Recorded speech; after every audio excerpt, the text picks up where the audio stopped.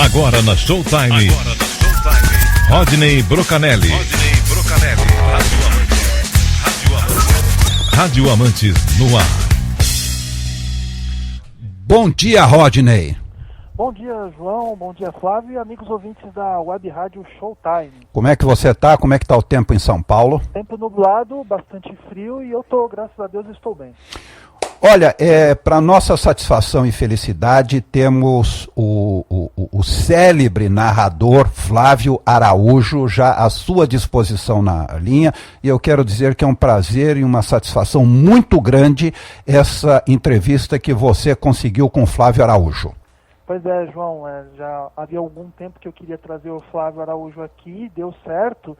E para fazer a introdução eu queria dizer que uma coisa que a gente tem sempre falado aqui é que as atuais gerações de radialistas infelizmente não conhecem a história do próprio veículo. Os motivos são os vários. Às vezes há uma deficiência na informação e também uma certa falta de vontade desses profissionais que entram no mercado em conhecer um pouco da história. Então eu acho que cabe aqui a nós que estamos no rádio, independente da plataforma, ajudar a contar um pouco dessa história e trazer profissionais para falarem um pouquinho aí sobre a sua trajetória. Então eu tenho o prazer aqui de ter, para poder conversar, um dos grandes profissionais, um dos grandes narradores esportivos da época áurea do rádio.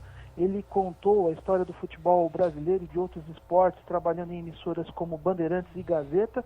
Ele acompanhou a carreira de 3 mitos: Pelé, Emerson Fittipaldi e Éder Joffre, o que é coisa absolutamente para poucos. Depois passou a ser comentarista e trabalhou na Rádio Central de Campinas. Atualmente ele se mantém na ativa com uma coluna no site Ribeirão Preto Online e, além disso, ele tem um comentário diário na Rádio Cultura de Poços de Caldas. Ele é autor de um livro delicioso chamado Rádio, Futebol e a Vida, e ele dá nome a um centro esportivo de formação de atletas em Presidente Prudente. É com um imenso prazer que eu apresento o narrador que anda em cima da bola, Flávio Araújo. Bom dia. Muito bom dia, meu caro Rodney Brocanelli. Você que é um homem que faz com que o rádio continue vivendo, que divulga as coisas do rádio. É uma alegria estar à sua disposição. Desde que eu faça também a minha saudação ao João Alckmin, que diz que não tem culpa nenhuma do nome. Não sei se ele tem alguma ligação com a Siemens, mas isso é problema dele, evidentemente. No momento eu o saúdo como homem de rádio. Eu estou à sua inteira disposição, meu caro Rodney Brocanelli, neste sábado que aqui pela minha região está muito nublado e muito frio. Mas nós procuramos tornar a entrevista acalorada, segundo, evidentemente, as suas perguntas. Olha, Rodney, deixa eu dizer pro Flávio o seguinte: eu não tenho culpa de ser parente do Geraldo, viu? Porque parente você não escolhe, o que vier você tem que aceitar. E da Siemens, eu não tenho nem aparelho da Siemens, eu quero distância de Siemens, Alstom e Hyundai, viu, Flávio? Tá certo, João. Parente, a gente aceita o que vem. Na verdade, amigo, a gente tem o direito de escolher, o que faz com que o amigo tenha uma circunstância toda especial. É aquela amizade que eu tenho, por exemplo, por uma criatura que, embora não conhecendo pessoalmente, tenho pela mesma uma ligação muito profunda, que é o caso do Rodney Brocanelli. Bom, eu agradeço pelas palavras do Flávio. Ô Flávio, antes de começar, eu falei rapidamente no seu livro, O Rádio, o Futebol e a Vida, publicado pela editora Senac em 2001. E a primeira questão é justamente essa. Você tem planos de lançar uma segunda edição do seu livro? Que, repetindo, é um livro delicioso, traz histórias, como o próprio nome já diz, do rádio e da vida do futebol. Você já teve algum convite para publicar uma segunda edição, revista e ampliada? Olha, eu tenho tentado, mas não é fácil. Houve uma época em que, na verdade, todos criticavam a ausência de literatura esportiva. Hoje a literatura esportiva tornou-se muito comum e praticamente todo elemento que militou no rádio esportivo, ou até jogadores de futebol, escolhem alguém para escrever um livro para eles. Eu pediria, se você me permitisse, não fazendo divulgação do livro, mas já o divulgando, ler aqui numa primeira página algo que eu escrevi a quem me ouviu. Se você me permite, eu farei a leitura dessa página. Tudo Por favor. bem? Podemos começar assim? Pode. Um chute na bola e o jogo começa. É como se a vida parasse um instante para ver a destreza, a malícia, o poema. Desenho no campo, pintura talvez, de um craque embalando a bola com os pés, criando uma dança, um molejo atrevido, construindo um sonho da guerra ao revés. Só sei que deslumbra, encanta, emociona. É o jovem que grita, o velho que reza, a criança se agita. Sonham todos, não há exceção. Com a vitória indiscutível, embora às vezes lhes fuja do encalço, acenando gaiata, inacessível, não é sonho. É a vida que rola e alcança a marca do gol. É a emoção unindo a galera pelos olhos no verde e o ouvido no rádio. Na sala adornada, o requinte da tela, no distante telheiro, o rádio é o amigo. E a jogada é descrita, cantada, pintada, de verde e amarelo, enquanto se cala a turba que torce, seguindo com a bola que rola, soberba, rainha. O homem do rádio é o amigo de sempre. Às vezes tão longe, em terra de estranhos, porém aqui está, bem junto de nós, na tela que pinta, no desenho do jogo, com as vozes mais vivas, emoção partilhada, o longe faz perto no retrato da voz. Dedico a você, meu amigo de ontem, que me honrou com sua audição.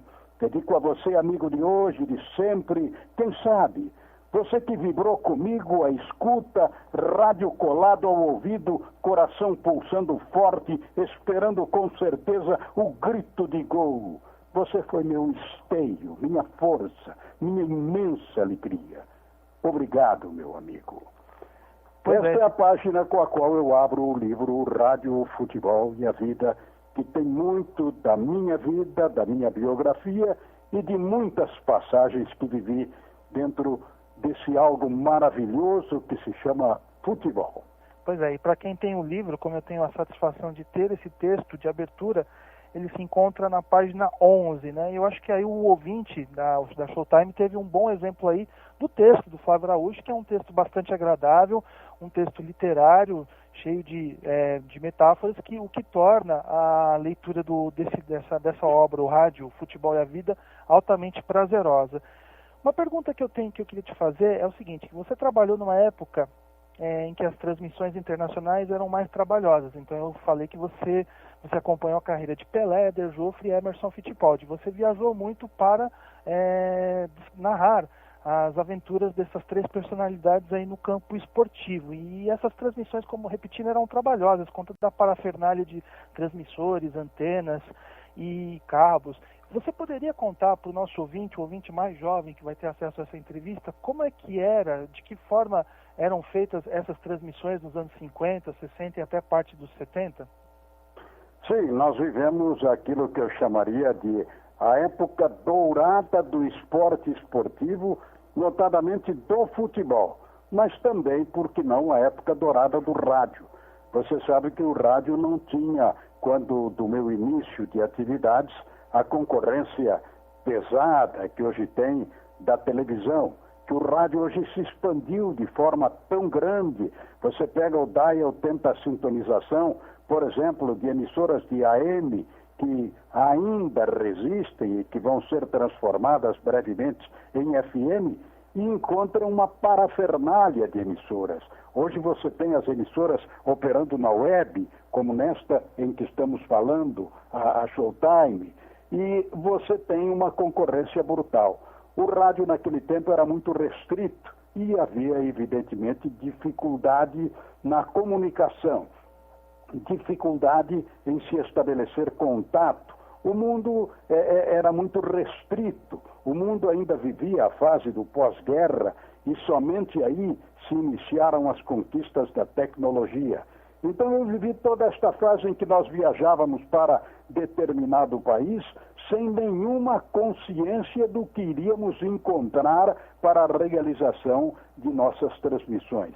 A minha primeira viagem à Europa, por exemplo, acompanhando um giro da seleção brasileira, aconteceu no ano de 1963 e eu vivi oportunidades extraordinárias. Era o tempo em que você estabelecia um contato, primeiro com o representante local de uma grande empresa internacional, no caso, como quase sempre, a All America Cables, a organização norte-americana. Depois surgiu a nossa organização, a nossa Radiobras. Mas naquele tempo nós chegávamos à emissora que ia nos dar assistência, contratávamos o serviço, íamos para o estádio, recebíamos a orientação de começar a chamar umas 2 horas antes da transmissão, de 15 em 15 minutos, de 10 em 10, de 5 em 5. Até que nos últimos 10 minutos chamávamos de minuto a minuto, nos últimos 2 ou 3 minutos de instante a instante, até que dizíamos, atenção, vamos começar em 10 segundos, 9, 8, 7, até que soltávamos a nossa voz. Atenção, Brasil de norte a sul! E aí começávamos a nossa transmissão. Irradiávamos o jogo inteirinho, não tínhamos nenhum retorno, nenhuma comunicação, voltávamos para o hotel e no dia seguinte, se acontecesse, chegava um cable informando da qualidade da transmissão. Eu me lembro de um detalhe. Em 1963, eu fui irradiar uma partida nessa excursão aí, em Tel Aviv, a capital de Israel, na oportunidade, Brasil contra Israel. E havia a reunião para se estabelecer a distribuição dos prefixos que iriam transmitir o jogo. Evidentemente, os pedidos eram feitos com muita antecedência, mas também os serviços locais eram bastante limitados. Assim foi feita a distribuição e não havia posição para mim, não havia aparelhagem para que eu transmitisse o jogo. Eu consegui, num lance de olhar, desses de identificação e de empatia, estabelecer um contato quase que visual com o engenheiro. Ele foi com a minha cara. Eu insisti no meu pedido, ele pediu que eu esperasse, eu esperei, os companheiros foram embora, e nós conversamos e ele me disse que tinha um velho transmissor e que estava em desuso há uns 2 anos, mas que ele iria tentar recuperá-lo para que se pudesse fazer alguma coisa. Eu pedi autorização e fiquei na companhia dele. Ele trabalhou até meia-noite. À meia-noite, isso na véspera do jogo. Na meia-noite ele me disse que tinha tido contato com Roma. As transmissões eram feitas assim. Israel mandava o som para Roma, Roma mandava pelo cabo submarino para o Brasil. Dessa forma, no dia seguinte, muitos companheiros sequer foram ao estádio, cansados de uma excursão que durava quase que 2 meses e que estava próximo ao seu final. Eu me lembro que o Fiore Giliotti nem foi ao estádio, ficou no hotel. Foram poucas as emissoras, eram 5 prefixos que transmitiam ao todo. E a única transmissão que chegou ao Brasil com som, com qualidade, foi a minha. As demais não chegaram. Então são os mistérios das transmissões que se perdem pelos oceanos. Depois eu tive a felicidade de irradiar a primeira partida via satélite para o Brasil, no ano de 1969, diretamente de Milão, onde também existiram acontecimentos extraordinários que a cercaram. Mas a evolução do rádio veio vindo. Hoje já se pode transmitir com tranquilidade, dificilmente há uma queda de som. Naquele tempo era muito comum que as transmissões, como nós dizíamos em linguagem comum, perdiam-se nas procelas oceânicas, nos caminhos que levavam o som de onde estávamos até aqui, o nosso Brasil. É verdade. E o Flávio Araújo, contando essa história, me lembra que essa transmissão de Tel Aviv você fez pela Rádio Excelsior, né? Você teve uma rápida passagem por lá, que hoje a Excelsior é a CBN, então faltou colocar isso aí na... Rodney. Oi, à vontade. Só para te interromper, o doutor Ivanei Caires de Souza, que foi diretor do DENAR, que foi diretor do DETRAN, hoje é auditor do Superior Tribunal de Justiça Desportiva, mandou um grande abraço a você, ao Flávio Araújo, disse que está fazendo uma viagem no tempo, ouvindo a voz do Flávio Araújo e está parabenizando-o pelo nível das entrevistas que você está trazendo e que hoje você está, inclusive, se superando trazendo o Flávio Araújo. Ivanei Caires, um grande abraço para você e obrigado pela audiência. O meu abraço também a ele. Então, só retomando, essa transmissão você fez pela Rádio Excelsior, né? Você teve uma rápida passagem naquela emissora, né? Que hoje é a CBN. Na verdade, a grande oportunidade, deixa eu mandar um abraço também ao doutor Ivanei, uma audiência qualificada e que reflete bem o que era, continua sendo, mas o que era o trabalho do locutor esportivo numa determinada época, quando nós, cidadãos simples, às vezes até com poucos estudos, éramos apontados como celebridades à altura dos grandes atores da TV Globo hoje em dia. A vantagem de falar com você é que você, Rodney, sabe tudo de rádio. Então, às vezes a gente ouve determinados locutores dizendo, eu estava na Copa do Mundo de tal ano, e você diz, poxa, mas eu estava lá, eu não lembro de tê-lo visto, ele não estava, e passa batido. Quando Edson Leite deixou a Rádio Bandeirantes, houve um capítulo todo a cercá-lo. Edson Leite foi um dos maiores locutores esportivos do Brasil e um dos maiores homens de rádio do Brasil, não apenas locutor esportivo. Ele era o diretor comercial da Rádio Bandeirantes e o responsável pela criação de muitos programas, programetes, jingles, passagens que até hoje estão sendo utilizadas no rádio brasileiro. A saída do Edson Leite foi algo assim inexplicável, inclusive para nós, os seus companheiros de Rádio Bandeirantes. Faço um parêntese para dizer que o Edson Leite foi quem me levou de Presidente Prudente para São Paulo e não há nada disso a ser realçado quando eu falo da personalidade desse grande radialista. Falo porque, na verdade, ele o merece. Muito bem. Irradiavam a Copa do Mundo de 1962, dividindo um tempo cada um, Pedro Luiz e Edson Leite. Faziam um sorteio. Um irradiava o primeiro tempo, o outro irradiava o segundo tempo. Em 1962, no Chile, quando o Brasil conquistou o bicampeonato.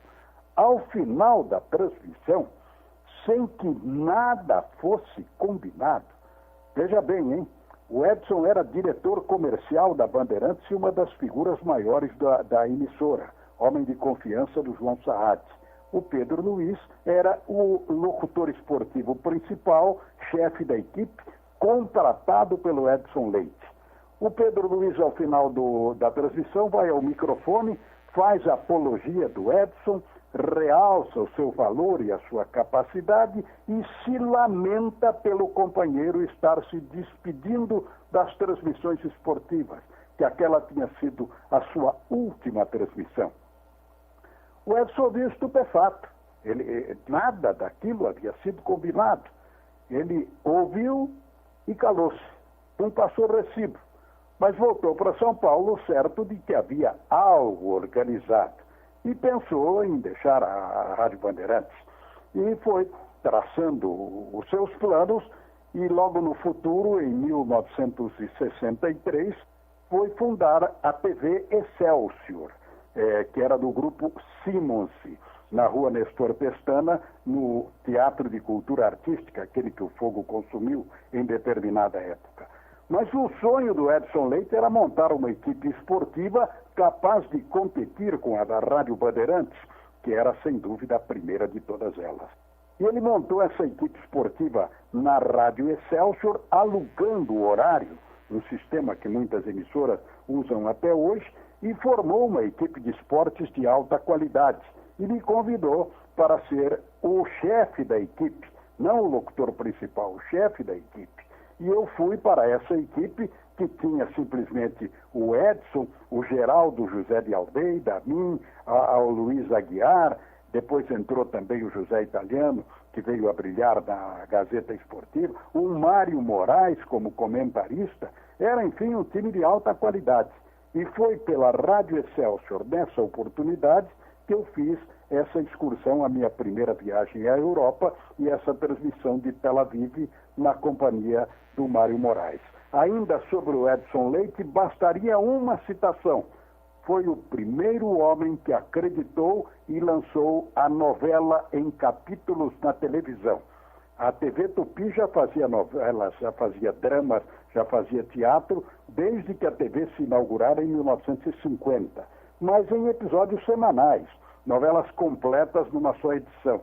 Edson lançou a TV em capítulos, em primeiro, dia sim, dia não, depois diariamente, e aí está o sucesso absoluto das mesmas, a atestar a visão extraordinária que esse homem tinha das coisas do rádio e futuramente da televisão. Aliás, Flávio, o Edson Leite merece ter a história dele contada. Eu acho que é uma personalidade muito rica. No seu livro você conta algumas passagens até pitorescas sobre ele. Ele é uma pessoa que merece até também ter uma biografia. Tomara que alguém, algum escritor aí, possa se dedicar a pesquisar a vida desse grande radialista. Flávio, eu avisei, hoje com o Twitter, né, hoje a gente consegue um contato maior aí com que você chamou de celebridades, né, mas que são pessoas assim cujo trabalho repercute bastante. Então eu tive a oportunidade de falar para o Milton Neves que eu ia te entrevistar hoje aqui na Showtime. E logo de cara ele me pediu para você lembrar de uma de suas grandes transmissões internacionais, que foi aquela antológica luta do Éder Joffre com o japonês Harada em Tóquio no ano de 1965. Eu acho que o ano foi esse, foi válida pelo título dos pesos galo. E você bateu o recorde nacional de audiência, com mais de 300 emissoras aí em cadeia com a Rádio Bandeirantes e a Rádio Jovem Pan. É uma história que você sempre é lembrado a contar, e eu queria saber se de repente, nessa transmissão, nessa sua aventura em Tóquio, existe algo que ainda você não contou e que você gostaria de contar aqui para os ouvintes. Bom, antes de mais nada, Rodney, deixa eu aproveitar e dizer que eu ando ansioso por ter notícias do Éder Joffre. Éder Joffre é daquelas figuras do meu tempo de transmissões esportivas, das pouquíssimas com quem eu mantenho contato pessoal de amizade. E nós falávamos rotineiramente, eu não vou dizer que toda semana, mas era muito comum eu chamá-lo, ele me chamar e nós rememorarmos e nós colocarmos o papo em dia. Depois que ele sofreu esse problema de saúde, ele mudou-se, eu não tive mais contato com ele, como eu não vivo em São Paulo, eu não tenho esse contato. Se alguém puder me dar qualquer localização onde eu possa falar com o Éder Joffre, eu agradeceria bastante. Agora, deixa eu dizer que aquela transmissão foi realmente um marco histórico na história das transmissões esportivas. Se nós relembrarmos a Copa do Mundo de 1958, onde o Brasil ganhou seu primeiro título mundial, houve o recorde nacional de audiência do rádio no seu todo. Mas havia o número de 13 emissoras transmitindo, do Rio Grande do Sul, por exemplo, 2, tantas de São Paulo, do Rio de Janeiro, de Minas Gerais, cadeia do Nordeste se formou para a transmissão. Então havia uma divisão equitativa no território nacional. Na transmissão de 1965, no Japão, não houve absolutamente nenhuma concorrência. Eu deveria transmitir em dupla com o Braga Júnior, eu pela Bandeirantes, ele pela Jovem Pan, que na época não era Jovem Pan, era Rádio Pan-Americana ainda. E na última hora, ou alguns dias antes, o Tuta, que você sabe, conhece o rádio, sabe que é um cidadão bastante econômico, confiou no meu trabalho, nós nos dávamos bem nas conversações que tivemos e ele achou que a transmissão deveria ficar somente a meu cargo. Nesse caso, houve um comando duplo, Bandeirantes e Pan-Americana, mas com apenas um locutor. Nem comentarista eu levei. A transmissão se fez com a Bandeirantes comprando o circuito em 320 emissoras de todo o território nacional. Você calcula, se 320 emissoras receberam o som, a emissora da cidade X, vou citar a minha, Presidente Prudente, recebia o som por linha, mas as emissoras da circunvizinhança entravam em cadeia para retransmitir o evento. Então é impossível sequer se calcular o número de emissoras que se reuniram para irradiar aquela luta, que chegou aqui às 8 horas da manhã. A luta seria à noite lá no Japão, o país do sol nascente, com um tempo de 12 horas adiantado ao nosso. Chegou aqui pela manhã. Ainda outro dia eu li um artigo do Menon, que faz um blog e é inserido no UOL. Ele falando dessa luta e falando do pessoal reunido, todo mundo faltando da escola na cidade de Aguaí e sentado à frente da calçada da escola para ouvir a transmissão. Eu até tentei me comunicar com ele para tentar reencontrar alguns amigos que eu tive nessa cidade de Aguaí, mas não tive resposta. Mas, enfim, esse artigo que ele escreveu reproduziu o que foi aquela luta em todo o território nacional, desde os estados do norte até do sul. Houve ainda um outro detalhe.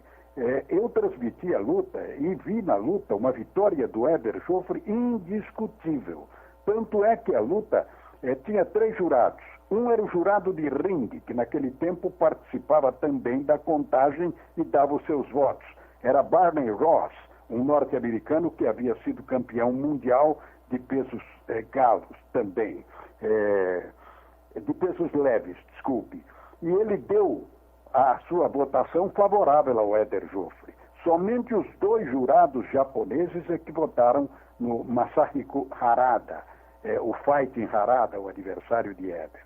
Acontece que eu trouxe o vídeo da luta, o vídeo completo, que foi exibido poucos dias depois da TV Record.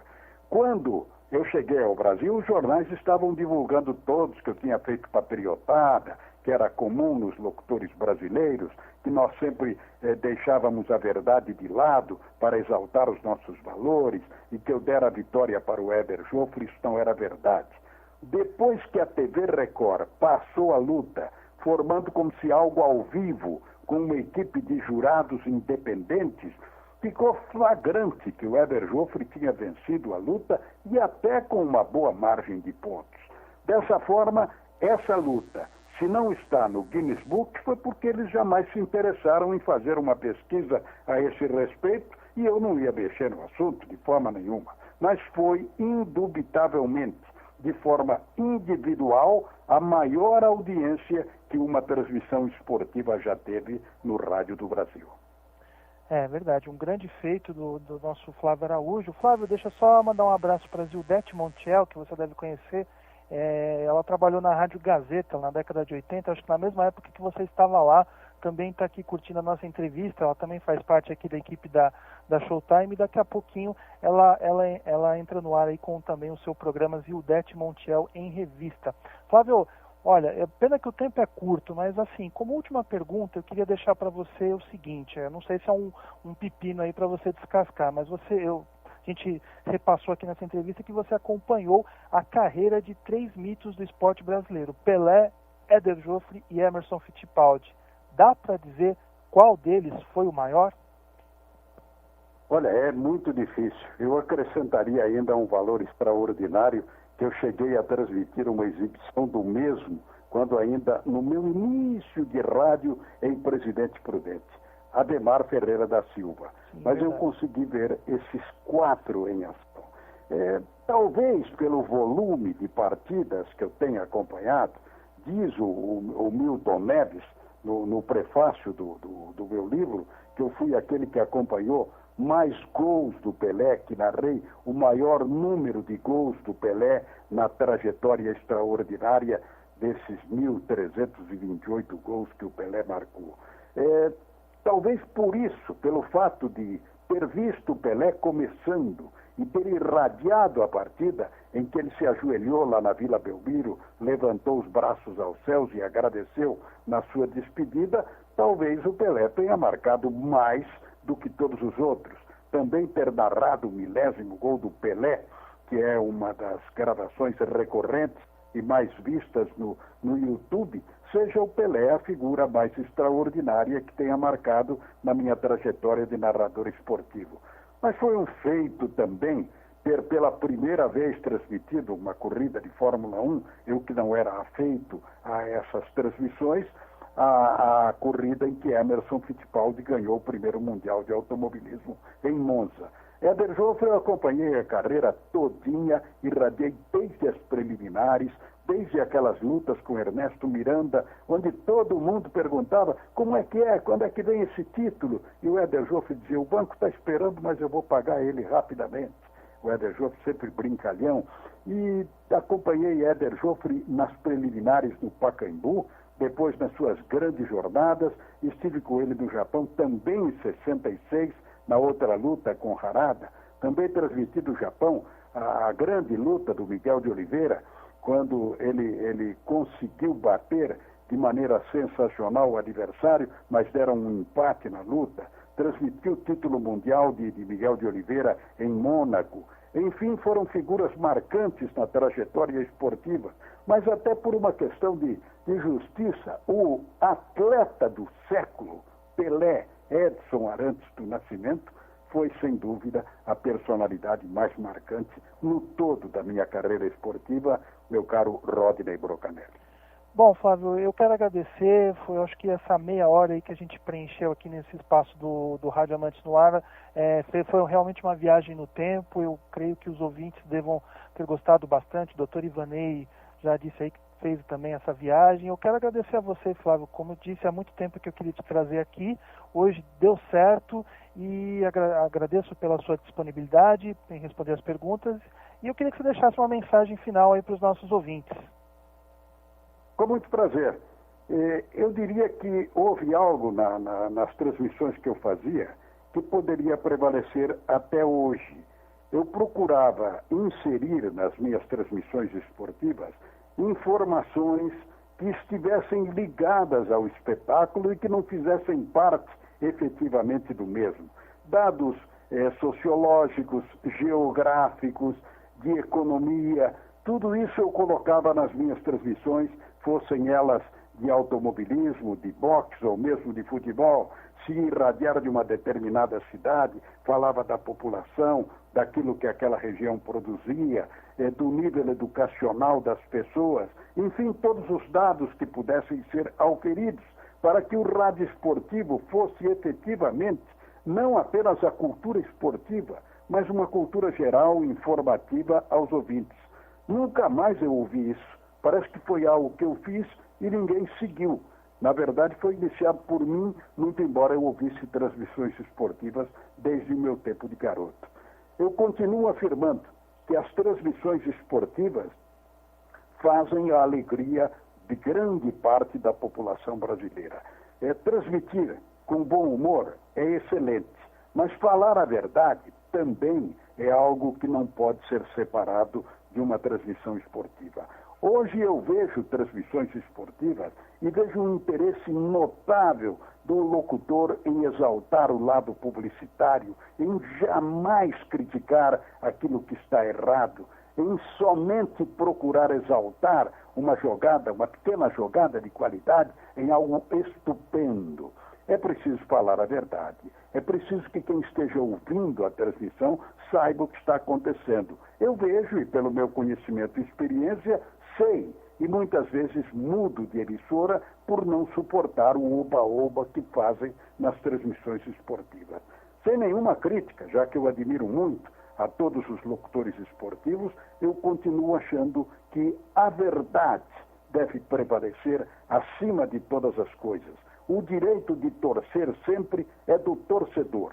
Locutor esportivo é o homem que transmite o espetáculo e ele, sem dúvida, deve calcar a sua capacidade artística na verdade daquilo que vê. Assim eu procurei ser sempre na minha carreira e não me arrependo de tê-lo feito, Rodney.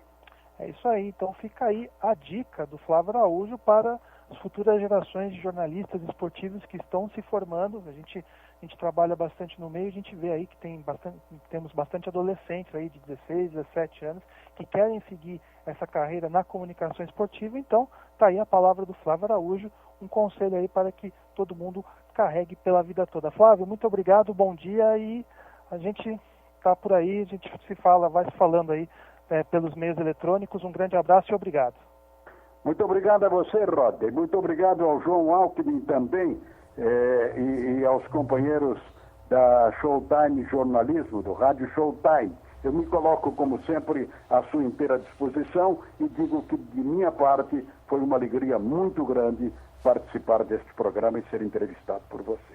Abraço a todos. Um abraço, Flávio. Rodney, parabéns a você. Novamente, você deu um show e daqui a algumas horas, isso vai estar no site Rádio Amantes também, não é, Rodney? Exatamente. Convido a todos para acessarem radioamantes.wordpress.com. O ouvinte vai ter acesso a essa, não só essa, mas as outras entrevistas que nós já fizemos aqui nesse espaço.